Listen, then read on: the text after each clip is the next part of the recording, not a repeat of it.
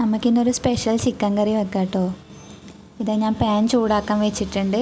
അതിലേക്ക് വെളിച്ചെണ്ണ ഒഴിക്കുന്നുണ്ട്. വെളിച്ചെണ്ണ കുറച്ച് അധികം തന്നെ ഒഴിക്കുന്നുണ്ട്.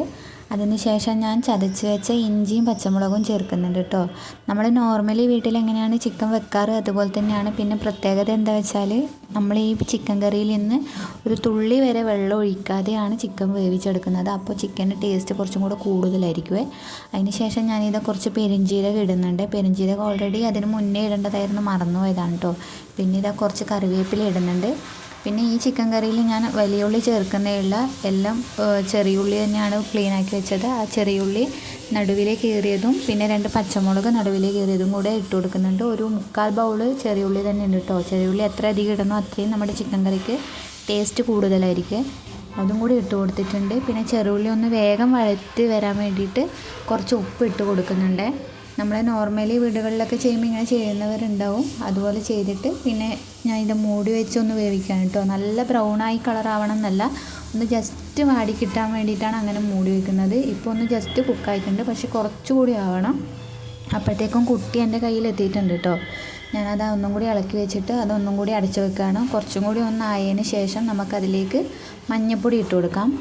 ഓൾറെഡി ഞാൻ ചിക്കൻ ക്ലീനാക്കി വെച്ചതിൽ ഉപ്പും മഞ്ഞളും പെരക്കി വെച്ചിട്ടുണ്ടായിരുന്നു. അതുകൊണ്ട് കുറച്ച് മഞ്ഞൾപ്പൊടി ഇട്ട് കൊടുക്കുന്നുണ്ട് കേട്ടോ. പിന്നെ ബാക്കി മസാലയെല്ലാം ഇടുകയാണ്. ആദ്യം ഇട്ട് കൊടുക്കുന്നത് മുളക് പൊടിയാണ്. നമ്മൾ ഓൾറെഡി കുറച്ച് എരിവ് കൂടുതൽ കൂട്ടുന്നവരായതുകൊണ്ടാണ് ഇത്രയും മുളക് പൊടി ഇടുന്നത്. പിന്നെ ഞാൻ പച്ചമുളക് 2 എണ്ണം ഓൾറെഡി ഇട്ടിട്ടുണ്ടായിരുന്നു. അതുകൊണ്ട് കുറച്ചധികം തന്നെ മുളക് പൊടി ഇട്ടിട്ടുണ്ട്. പിന്നെ നമ്മൾ ഇടാൻ പോകുന്നത് എന്താണെന്ന് വെച്ചാൽ മല്ലിപ്പൊടിയാണ്. മല്ലിപ്പൊടി ഇട്ട് കൊടുക്കുന്നുണ്ട്. മല്ലിപ്പൊടിയും കുറച്ച് അധികം തന്നെയുണ്ട്, പക്ഷേ മുളക് പൊടീൻ്റെ അത്രയില്ല.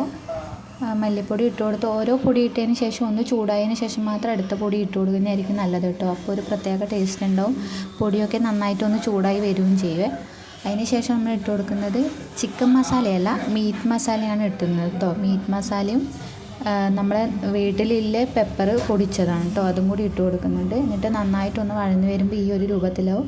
അതിലേക്ക് നമ്മൾ ചിക്കൻ കഴുകി മുറിച്ച് വെച്ചത് ഉപ്പും മഞ്ഞളും ഇട്ട് വെച്ചതാണ് കേട്ടോ, അതും കൂടി ഇട്ട് കൊടുക്കുന്നുണ്ട്. അതും കൂടി ഇട്ട് കൊടുത്തിട്ട് നല്ലോണം ഒന്ന് മിക്സ് ആക്കണം. അത് ആ മിക്സ് ആക്കുന്നതിൽ ചിക്കനിൽ ആ മസാല തെച്ചും പിടിക്കണം. അങ്ങനെ ഒരു ലെവലിൽ എത്തിയതിന് ശേഷം നമ്മളിതാ ഒരു തക്കാളി ചെറുങ്ങനെ മുറിച്ചത് ഞാൻ ഇട്ട് കൊടുക്കുന്നുണ്ട് കേട്ടോ. മുകളിലേക്ക് കൂടി ഇട്ട് കൊടുക്കുന്നുണ്ട്. ഇത്രയും സമയമായിട്ടും നമ്മൾ ഈ ചിക്കനിലേക്ക് ഒരു തുള്ളി വെള്ളം വരെ ഒഴിച്ചിട്ടില്ല കേട്ടോ. തീ എപ്പോഴും സിമ്മിൽ വെച്ചിട്ടുള്ളത്. ഇനി തീ കുറച്ച് വെച്ച് മൂടി അടച്ച് വെച്ചിട്ട് നമുക്കൊന്ന് വേവിക്കാം.